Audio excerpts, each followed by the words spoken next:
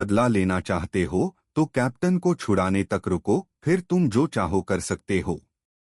क्या क्या ऐसा है? ललित चौंक गया। मोहजी ने ललित की ओर देखा और कहा, हाँ, कैप्टन बंटी हमारे उपकारक हैं। अगर वे न होते तो हम आज भी सिर्फ एक सड़क छाप सर्कस होते। अगर हमें मरना भी पड़े तो भी हम मरने से पहले उनका यह एहसान चुका देंगे। मोहजी और काबाजी ने अपने असाधारण अभिनय कौशल से एक मार्मिक व्याख्या प्रस्तुत की, जिसने ललित को गहराई से प्रभावित किया। पता चला कि आप लोग भी बहुत नेक और भावुक लोग हैं। ललित की आंखें आंसुओं से भर गईं, मानो आंसू बहने ही वाले हों। और सबसे हास्यास्पद बात तो यह है कि आयरन मैन फरहान भी रोने लगा। ऐसा लग रहा था कि वह भी इस कृत्य में फंस गया। ईशान ने अवाक भाव से यह दृश्य देखा और सोचा, कितने बेवकूफ हैं ये लोग। फिर उसने महारानी नैना से एक नजर मिलाई और दोनों ही काफी असहाय लग रहे थे। खैर, युद्धपोत समुद्री धाराओं के साथ इंपेल डाउन की ओर बढ़ता रहा। इस समय तक बंटी पायरेट्स ने भी मरीन की वर्दी पहन ली थी। हालांकि आप उन्हें किसी भी नजर से देखें, वे मरीन जैसे नहीं लग रहे थे। इससे कोई फर्क नहीं पड़ता, बशर्ते वे अपने गंतव्य तक पहुंचने से पहले अपना असली रंग न दिखा दें। लगभग 40 मिनट के बाद इंपेल डाउन अंततः दूर दिखाई दिया। समुद्र की सतह पर स्थित तथाकथित इंपेल डाउन एक छोटा गोलाकार महल था, जो अपेक्षाकृत छोटे क्षेत्र में फैला हुआ था।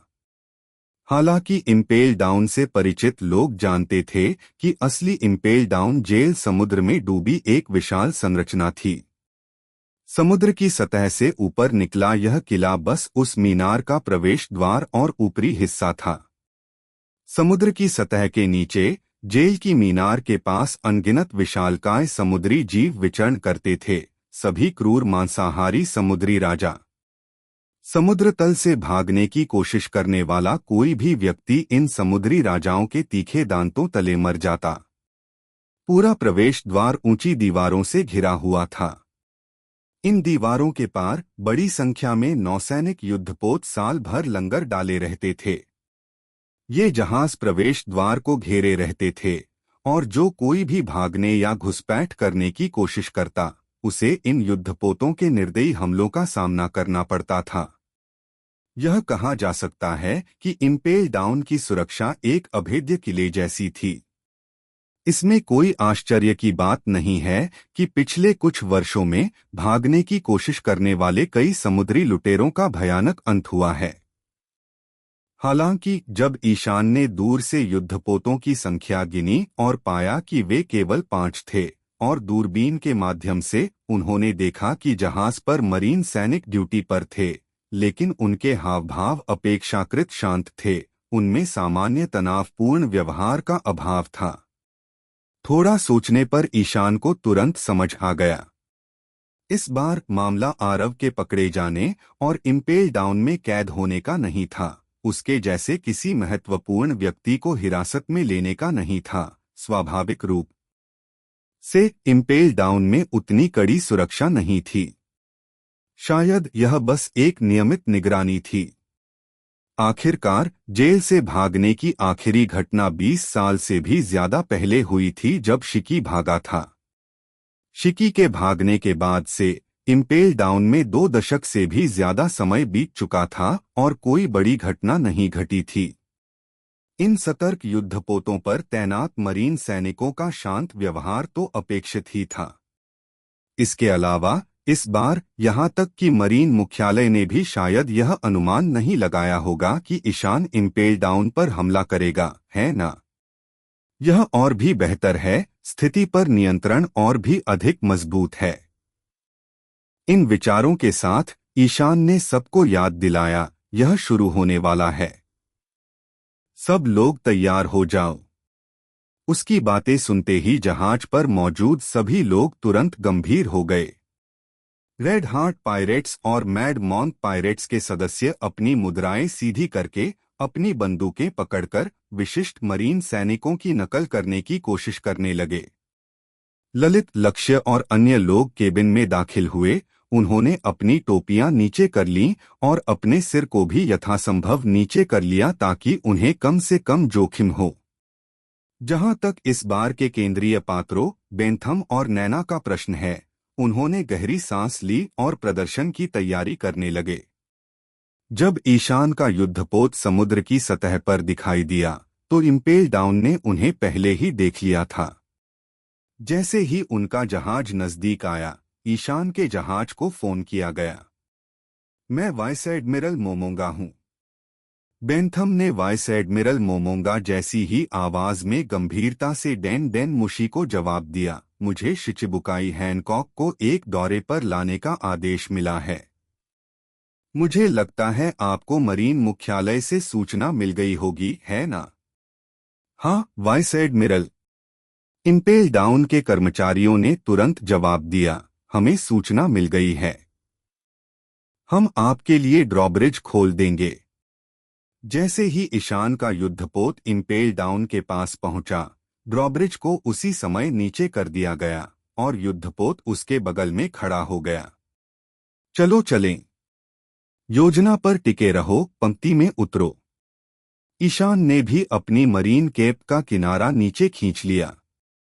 इस समय वह एक रियर एडमिरल की भूमिका निभा रहा था, जो मूल रूप से वाइस एडमिरल मोमोंगा का डिप्टी था।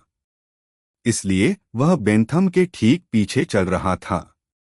नैना बेंथम के साथ साथ चल रही थी। दोनों ही शालीनता से चल रहे थे।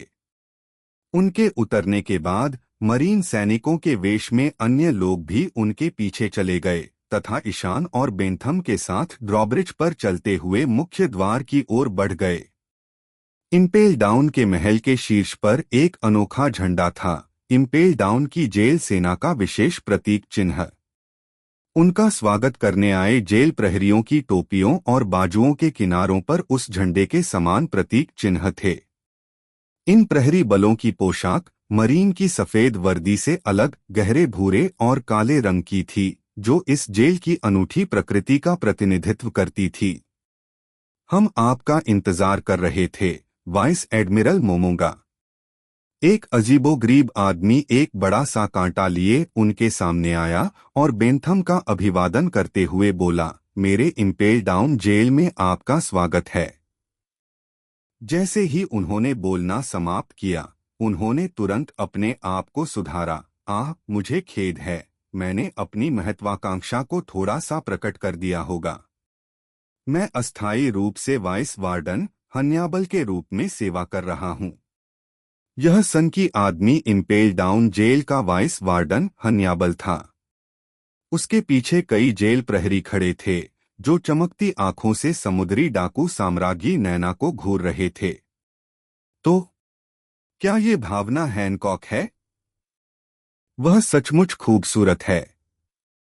जैसा कि किंवदंतियां कहती हैं, एक अद्भुत सुंदरता। पहरेदार आपस में फुसफुसा रहे थे, लेकिन ईशान ने देखा कि वे नैना द्वारा भावना हैनकॉक के किरदार को निभाने से मोहित तो थे, लेकिन अभी पूरी तरह से मोहित होने की स्थिति तक नहीं पहुंचे थे। यह अपरिहार्य था। भावना हैनकॉक का आकर्षण उसके द्वारा खाए गए शैतानी फल से जुड़ा था। प्रेम फल को एक मोहक प्रकार का शैतानी फल माना जा सकता है, जो उसके स्त्रीत्व के आकर्षण में एक अनोखा बोनस प्रतीत होता है। हालांकि नैना भावना हैनकॉक जैसी दिखती थी, लेकिन उसमें शैतानी फल वाला अतिरिक्त आकर्षण नहीं था। वाइस एडमिरल महोदय, वार्डन मैडलन चौथी मंजिल पर चीफ वार्डन के कार्यालय में आपका इंतजार कर रहे हैं। हैनियाबल ने बेंथम और नैना की ओर इशारा करते हुए कहा, जेल में प्रवेश की अनुमति मिलने से पहले आप दोनों की अलग अलग कमरों में जांच की जाएगी।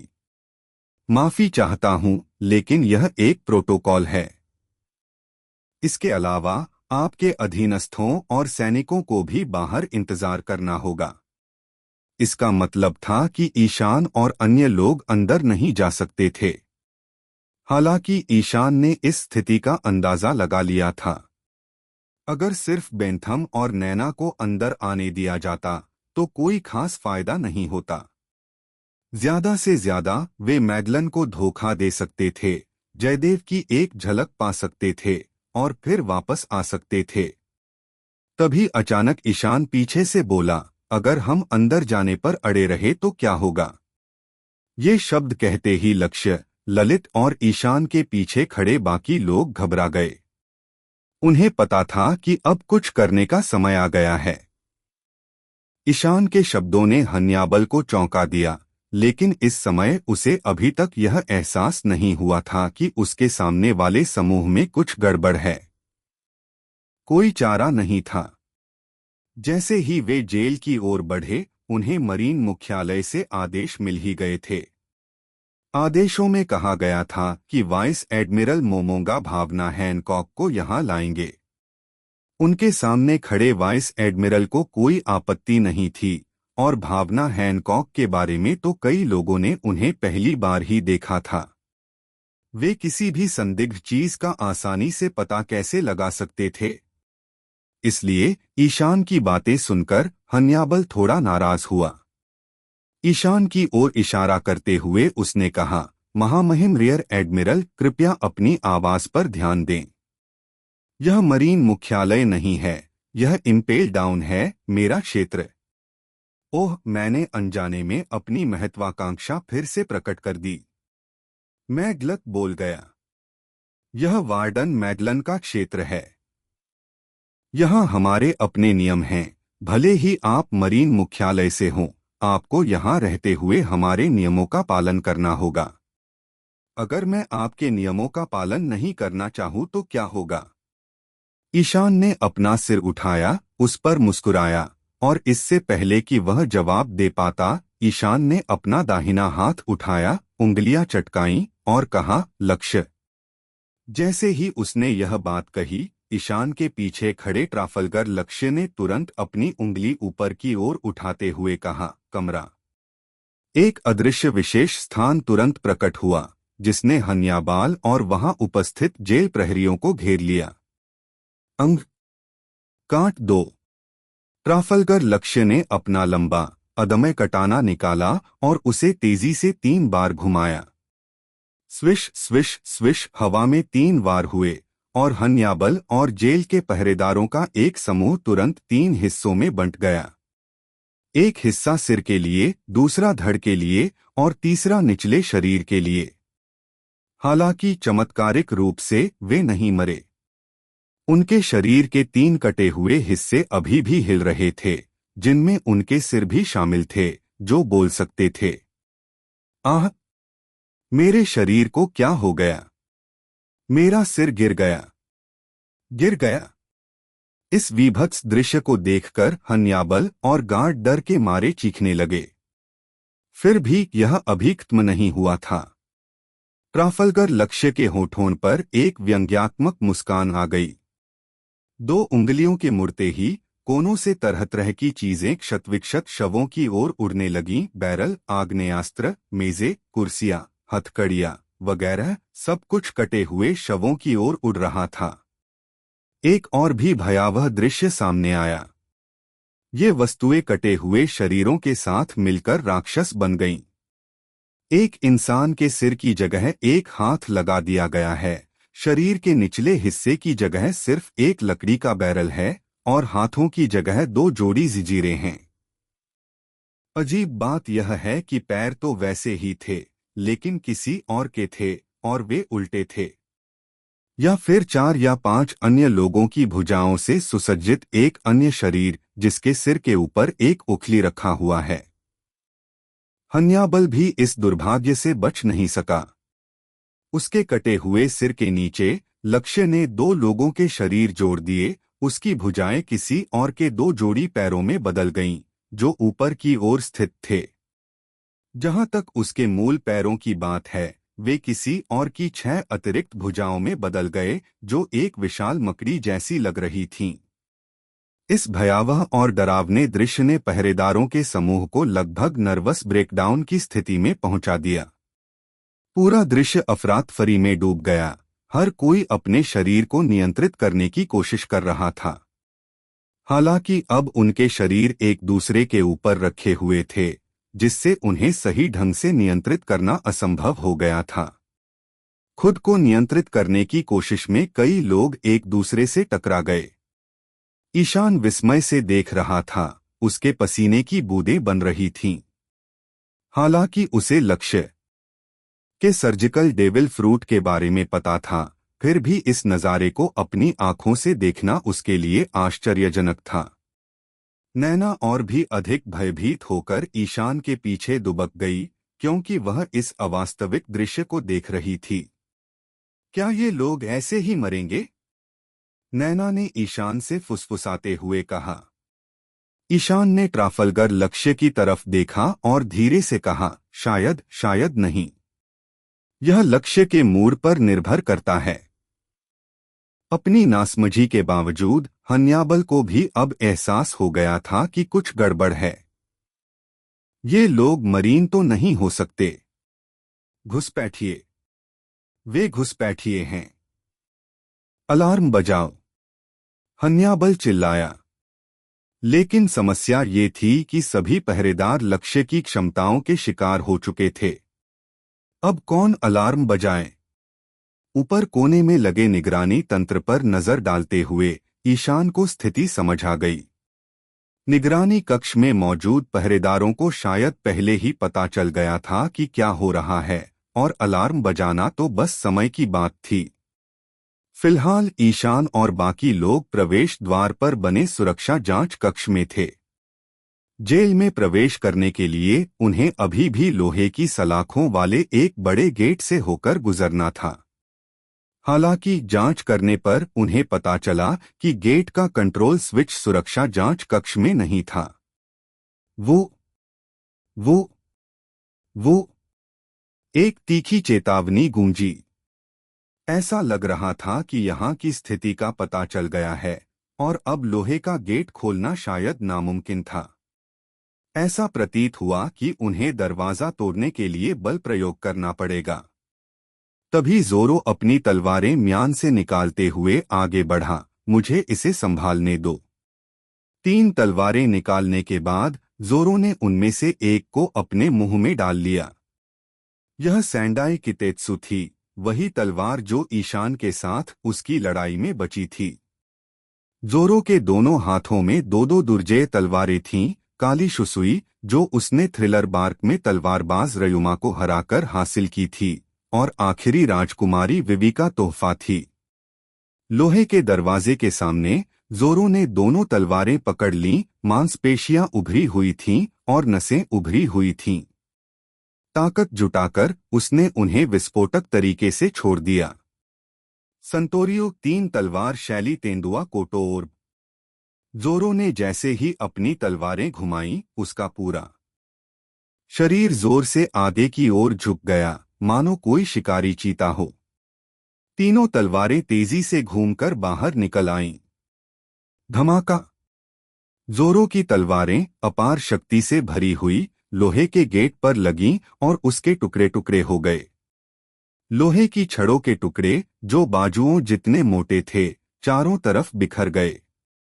यह स्ट्राइक शक्ति और गति का एक आदर्श संयोजन था, जिसने ईशान को भी प्रभावित किया, जो पीछे से देख रहे थे और सहमति में सिर हिला रहे थे। जोरो की तलवारबाजी तेजी से आगे बढ़ रही थी। लोहे का दरवाजा तोड़ने के बाद वह ईशान की तरफ देखे बिना नहीं रह सका। ईशान को सहमति में सिर हिलाते देख जोरो अपनी तलवारें म्यान में रखते हुए मुस्कुराए बिना नहीं रह सका। चलो चलें। ईशान ने अपनी मरीन हैट का किनारा नीचे किया, पैर ऊपर उठाया और गेट की ओर चल पड़ा। बॉनचान, जो अब वाइस एडमिरल मोमोगा में बदल गया था, स्वाभाविक रूप से उसके पीछे पीछे चल पड़ा। ट्राफल्गर लक्ष्य ने अपने समूह का नेतृत्व किया, जबकि उरुगे ने मोक्स पायरेट्स का नेतृत्व किया। समूह ने एक कतार में ईशान का पीछा किया और गेट से अंदर प्रवेश किया। केवल कैबाजी और बाकी बंटी पायरेट्स ही आंखें फाड़े देखते रह गए, उनके जबड़े खुले रह गए। अरे अरे, उस गुप्त घुसपैठ की योजना का क्या हुआ? मरीन बनकर लोगों को बचाने का क्या हुआ? कहानी अचानक क्यों बदल गई? यह गुप्त युद्धाभ्यास से शुरू होकर खून बहाने तक पहुंच गई। क्या कुछ गड़बड़ हुई? कैबाजी और मोहजी को एहसास हुआ कि शायद वे किसी अनोखी घटना में फंस गए हैं। ईशान ने उन्हें फिर से धोखा दिया था। उन्हें शुरू में लगा था कि ईशान शांति से लोगों को बचाएगा, इसलिए वे उसके पीछे चल पड़े। यह अचानक एक सशस्त्र घुसपैठ में कैसे बदल गया? माँ, मुझे घर जाना है। काबाजी और मोहजी एक दूसरे को गले लगाकर रो पड़े। उधर लायन लिकी भी उदास लग रहा था, लेकिन असल में उसे बस चिकन विंग्स चाहिए थे। इसके विपरीत अलविदा, जो मरीन की वर्दी पहने और भेड़िए के दांतों वाला डंडा लिए हुए थी, अपने चिकने चेहरे को सहला रही थी, जैसे ईशान को आगे बढ़ते देख वह कुछ मंत्रमुग्ध सी हो गई हो। वह बुदबुदाई, आह कितना ताकतवर आदमी है। ईशान और उसकी टीम इम्पेल डाउन में सफलतापूर्वक घुस गए, लेकिन तब तक जेल के पहरेदारों ने उन्हें देख लिया था। निगरानी कक्ष में धूप का चश्मा पहने पहरेदारों का एक समूह अस्तव्यस्त था। धिक्कार है! उन्होंने जबरदस्ती मुख्य द्वार तोड़ दिया। तुरंत लेवल 1 की लिफ्ट को बंद कर दो। हम उन्हें नीचे नहीं जाने दे सकते। आखिर हो क्या रहा है? ये तो वाकई वाइस एडमिरल मोमोंगा जैसे लग रहे हैं। क्या उन्होंने हमें धोखा दिया है? नहीं, वे लोग निश्चित रूप से मरीन नहीं हैं। वे भेष बदलकर समुद्री डाकू हो सकते हैं। जांच करो। पता लगाओ कि ये लोग कौन हैं।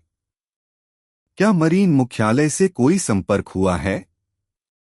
नहीं, कुछ अजीब हो रहा है। डेन डेन मुशी के जरिए बाहरी दुनिया से होने वाले संचार सिग्नल बाधित हो गए हैं। तो फिर तुरंत लेवल 4 पर चीफ वार्डन मैगलन से संपर्क करें। वाइस वार्डन हैनियाबल और सुरक्षा जांच कक्ष के गार्डों का क्या? वे तो पहले ही उन अजीबोगरीब प्राणियों में बदल चुके हैं। ठीक है, मरीन। जेल के बाहर मरीन एस्कॉर्ट बेड़ा तैनात है। उनसे तुरंत संपर्क करो। थोड़ी सी हलचल के बाद जेल प्रहरियों ने आखिरकार एक सुस्पष्ट योजना बनाई। उनका पहला विचार इम्पेल डाउन के बाहरी इलाके में खड़े युद्धपोतों से संपर्क करना था। हालांकि जेल के बाहर अनजाने में ही एक अलग ही नजारा सामने आया। जेल के ऊपर आसमान अब घने काले बादलों से ढका हुआ था। क्या हो रहा है? क्या तूफान आने वाला है? युद्धपोतों पर तैनात मरीन सैनिक घबराकर ऊपर उमड़ते बादलों की ओर देखने लगे।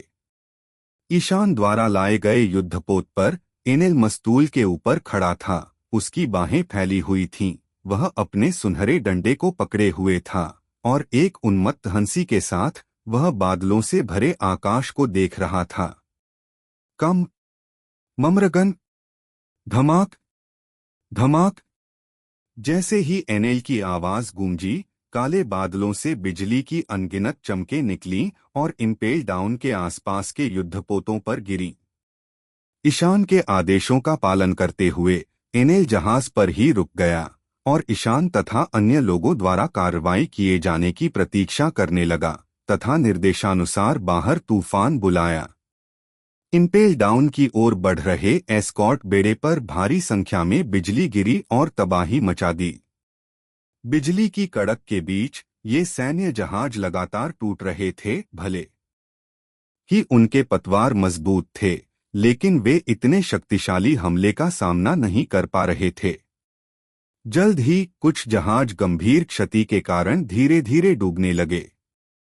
कई समुद्री सैनिक पानी में गिरते समय चीखने लगे, जिससे नीचे से समुद्री राजा आकर्षित हुए, जो नौसेना के जहाजों पर हमला करने में शामिल हो गए।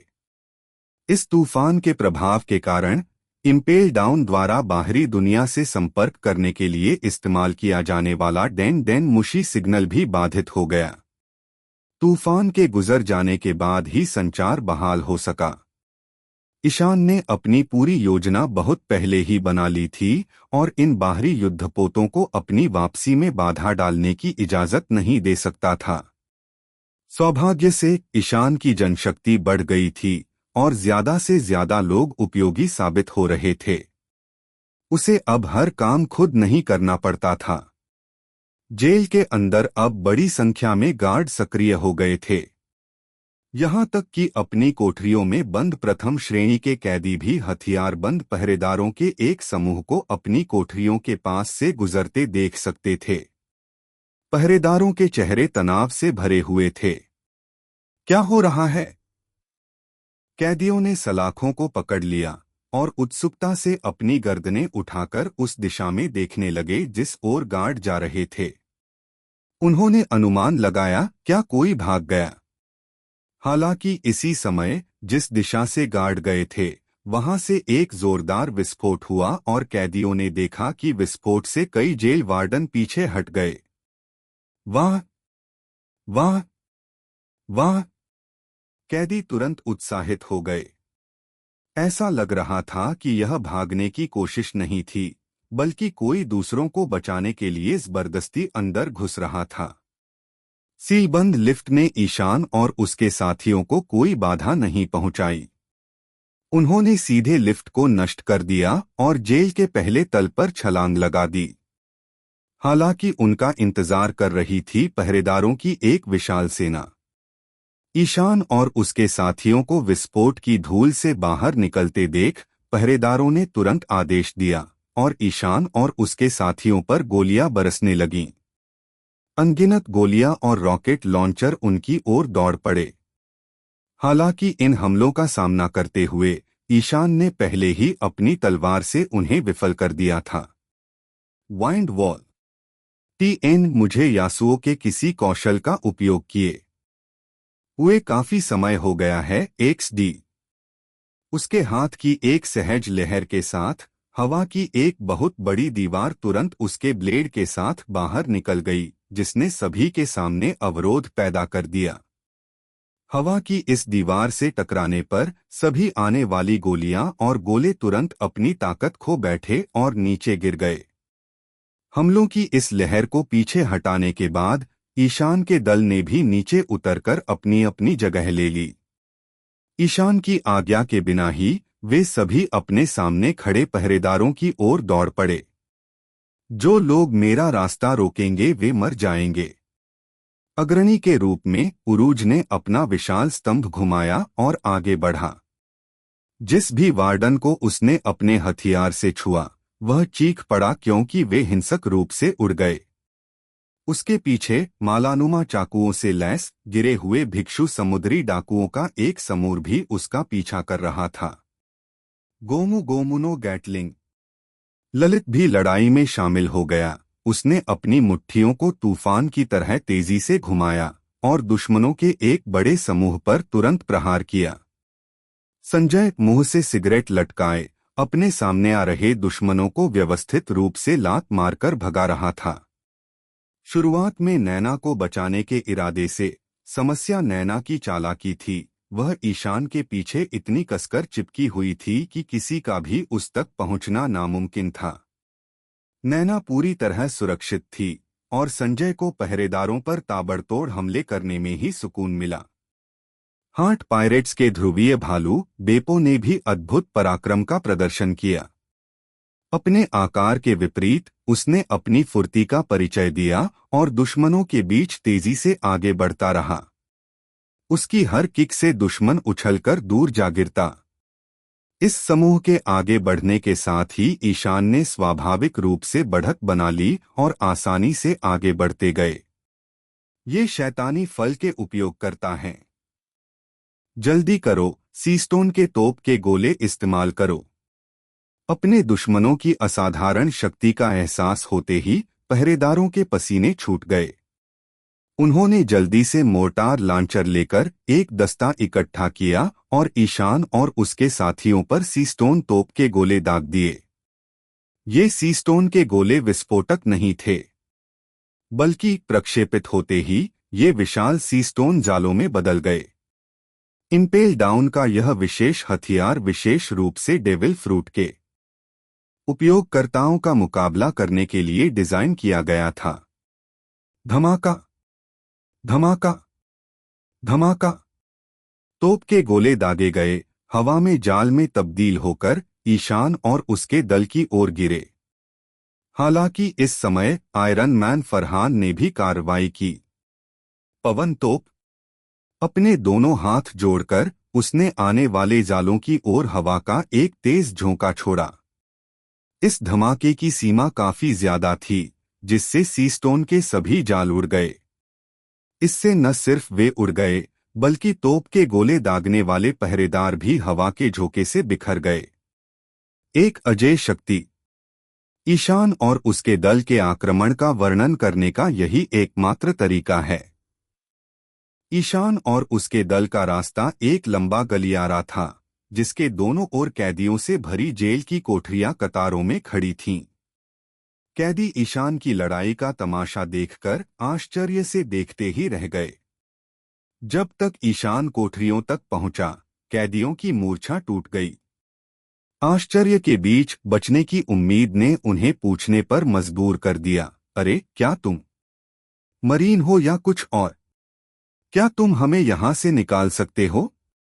इस समय सभी लोग अभी भी मरीन वर्दी पहने हुए थे, इसलिए इसमें कोई आश्चर्य की बात नहीं है कि कैदी अपनी पहचान निर्धारित नहीं कर सके। कैदियों की दलीलें सुनकर लक्ष्य, जो कंधे पर लंबा कटाना लेकर ईशान के साथ चल रहा था, ईशान की ओर देखे बिना नहीं रह सका। बदले में ईशान ने अपनी कोठरियों में बंद कैदियों पर नजर डाली और मुस्कुराते हुए बोला, हम निचली मंजिल की ओर जा रहे हैं। क्या तुम सच में हमारे पीछे आना चाहते हो? बिल्कुल, बिल्कुल। कैदियों ने तुरंत खुशी जताई और उत्सुकता से जवाब में सिर हिलाया। इस जेल के अंदर घोर अंधेरा ही कहा जा सकता है। हालांकि इन लेवल 1 के कैदियों के अपराध अपेक्षाकृत मामूली थे, फिर भी उनके बाहर निकलने की कोई उम्मीद नहीं थी। इम्पेल डाउन में सजा काटने और रिहा होने का कोई सिद्धांत ही नहीं था। एक बार यहां पहुंच जाने के बाद मौत का इंतजार करने के अलावा कोई चारा नहीं था। इसलिए जब भागने का ऐसा अचानक मौका मिला, तो उन्होंने स्वाभाविक रूप से उसका फायदा उठाया। भले ही उन्हें पता था कि समूह निचले स्तर की ओर जा रहा है, फिर भी उन्होंने विवरणों पर ज्यादा ध्यान नहीं दिया। ईशान लुक। कैदियों की ओर अर्थपूर्ण ढंग से देखते हुए उसोप की ओर सिर हिलाया। उसोप ने सावधानीपूर्वक पास जाकर तार के 2 टुकड़े निकाले तथा कुशलतापूर्वक उनका उपयोग करके कोठरी का एक दरवाजा खोल दिया। हालांकि उसके पास चाबी नहीं थी, फिर भी उसोप का ताला खोलने का कौशल काफी सराहनीय था। वाह! जैसे ही कोठरी का दरवाजा खुला, अंदर बैठे कैदी बिना इंतजार किए बाहर भागे। हाथों पैरों में अभी भी बेड़ियां होने के बावजूद बाहर निकलने के बाद उन्होंने उत्सुकता से बाहर की हवा में गहरी सांसें लीं। यद्यपि यहाँ की हवा मूलतः कोठरियों के अंदर की हवा जैसी ही थी, फिर भी माहौल अलग था। गहरी सांस लेने के बाद वे जल्दी से गिरे हुए जेल प्रहरियों की ओर दौड़े और अपनी बेड़ियां खोलने के लिए चाबियां ढूंढने लगे। जैसे ही उन्होंने बेड़ियां खोलीं, कैदियों ने उत्साह से आकाश की ओर चिल्लाकर अपना उत्साह प्रकट किया। ईशान और लक्ष्य भावशून्य होकर उन्हें देखते रहे, उनके होठों पर उपहास का भाव था। जैसा कि अपेक्षित था, भावनाओं के विस्फोट के बाद रिहा हुए कैदियों ने एक दूसरे को अजीब नजरों से देखा, फिर सामूहिक रूप से मुड़कर प्रवेश द्वार की ओर भागे। हाँ हाँ हाँ, केवल मूर्ख ही निचले स्तर तक तुम्हारा पीछा करेंगे। एक कैदी खुद को रोक नहीं सका और मुड़कर ईशान के समूह पर चिल्लाया, हम अब भाग रहे हैं। दुर्भाग्यवश भागने वाले इन कैदियों को यह एहसास नहीं हुआ कि ईशान ने कभी यह उम्मीद नहीं की थी कि वे अपना वादा निभाएंगे और शुरू से ही निचले स्तर तक उसका पीछा करेंगे। जैसे ही वे प्रवेश द्वार की ओर दौड़े, दरवाजा खोला और केबल ब्रिज पर पहुंचे, तो उनका स्वागत गरज के साथ बरसते तूफान से भरे आकाश से हुआ। इस समय एनेल मरीन युद्धपोतों से निपटने में व्यस्त था। बाहर अंधाधुंध हमले जोरों पर थे। जैसे ही ये कैदी बाहर भागे, उन पर बिजली गिर पड़ी और वे जमीन पर झुलसकर राख हो गए। अरे नहीं! बाकी लोग हताश होकर वापस रेंगने लगे। कुछ कैदियों को मार खाने के बाद वापस भागते देख बाकी कैदी हक्के बक्के रह गए।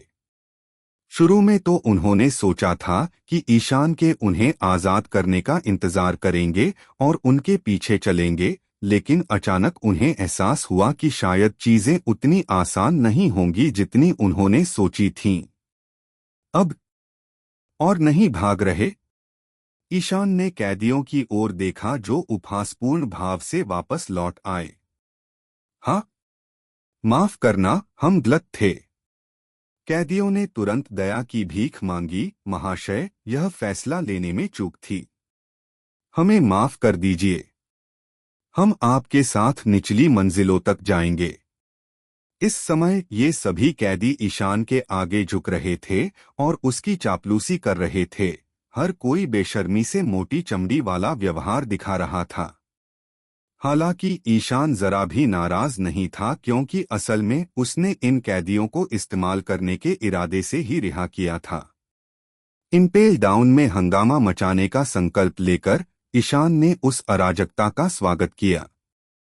रिहा हुए कैदियों ने जेल के सतर्क प्रहरियों का ध्यान आकर्षित करने में अहम भूमिका निभाई। ईशान की नज़र में ये लोग बेकार मोहरों से ज्यादा कुछ नहीं थे।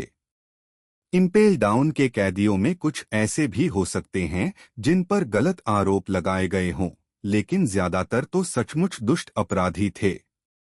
ईशान पर उनका इस्तेमाल करने का कोई मानसिक बोझ नहीं था, इसलिए उसने उनकी माफी के बारे में ज्यादा कुछ नहीं कहा, बस सिर हिलाया और कहा, मेरे पीछे आओ। उसके बाद ईशान ने अपना सेनबोनजाकुरा निकाला और एक विशाल उड़ता हुआ वार आगे की ओर फेंका। इस प्रक्षेप्य की चौड़ाई लगभग गलियारे की चौड़ाई जितनी थी, जिससे यह दोनों ओर की जेल की कोठरियों के किनारों को छू गया। उड़ता हुआ वार गुजरने के बाद बिना किसी अपवाद के इन कोठरियों की सभी सलाखें नष्ट हो गईं। तलवार के इस वार ने अप्रत्यक्ष रूप से ईशान की ताकत को उजागर कर दिया।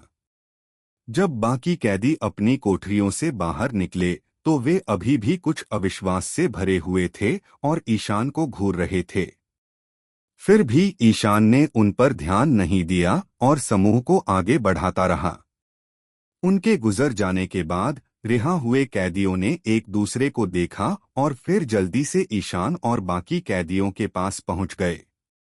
लगता है इन लोगों की पृष्ठभूमि असाधारण है। जरूर, आम लोग इंपेल डाउन पर हमला करने की सोच भी नहीं सकते। कैदी आपस में फुसफुसा रहे थे। इस समय सुरक्षा बलों की पिछली पूर्ण हार के कारण इंपेल डाउन के पास ब्लू गोरिल्ला नामक जेल प्रहरियों को खदेड़ने के अलावा कोई विकल्प नहीं था। ये ब्लू गोरिल्ला अजीबोगरीब जीव थे जो सिर पर खोपड़ी के आकार का सफेद लबादा पहने हुए थे। उनके हाथों में विशाल दोधारी कुल्हाड़ी थी और वे अब गलियारे की दीवारों पर रेंग रहे थे। इस प्रकार युद्ध का एक और दौर शुरू हुआ। यह मानना ही होगा कि इन नीले गोरिल्ला राक्षसों में कुछ ताकत थी। समुद्र में समुद्री राजाओं का शिकार करने के बाद वे आम समुद्री डाकुओं के लिए जानलेवा खतरा बन गए थे। हालांकि जब ललित, जोरो और उरुगे ने कार्रवाई की तो उन्होंने ब्लू गोरिल्ला को तेजी से हरा दिया। नतीजा यह हुआ कि आजाद हुए कैदियों के पास अब हथियार थे। उन्होंने पराजित नीले गोरिल्लाओं की कुल्हाड़ियां उठाईं, उन्हें अपने कंधों पर उठाया और एक बार फिर ईशान के जुलूस में शामिल हो गए। गलियारे के अंत तक पहुंचकर ईशान और बाकी लोग एक विशाल गड्ढे के पास पहुंचे। यह गड्ढा वह जगह थी जहां लेवल 1 के कैदियों को सजा दी जाती थी और नीचे घने पेड़ों का एक जंगल था। तथाकथित ब्लेड वाले पेड़ एक अनोखी प्रजाति के थे जिनकी कठोरता इस्पात जैसी थी।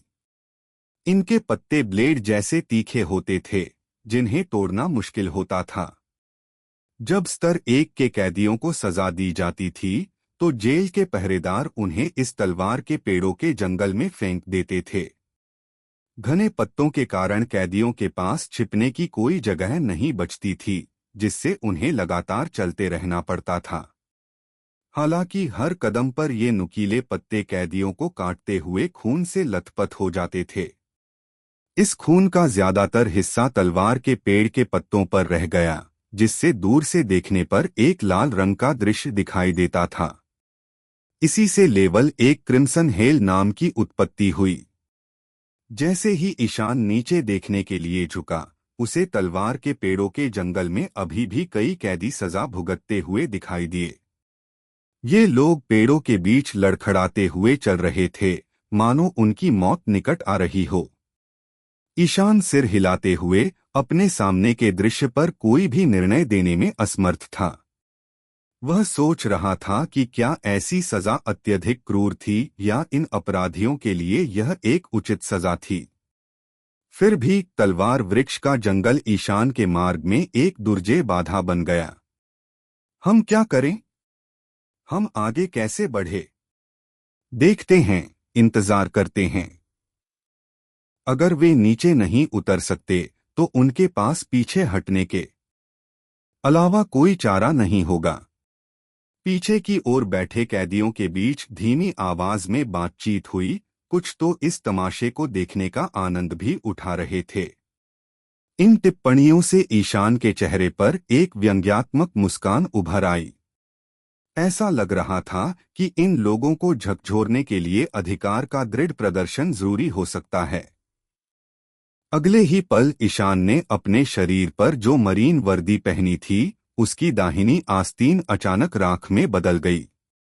ब्लैक ड्रैगन वेव की ऊष्मा बाहर निकली, आस्तीन को जलाकर राख कर दिया और ईशान के दाहिने हाथ पर बंधी रूनिक पट्टियां दिखाई देने लगीं। ईशान ने अपना दाहिना हाथ उठाया और पट्टियों पर लगी घंटी से एक तीखी आवाज निकली। यह घंटी की ध्वनि ईशान का पर्याय बन गई थी। शिचिबुकाई ईशान का वर्णन करते समय लोग अक्सर सबसे पहले इस विशिष्ट घंटी की ध्वनि का उल्लेख करते थे।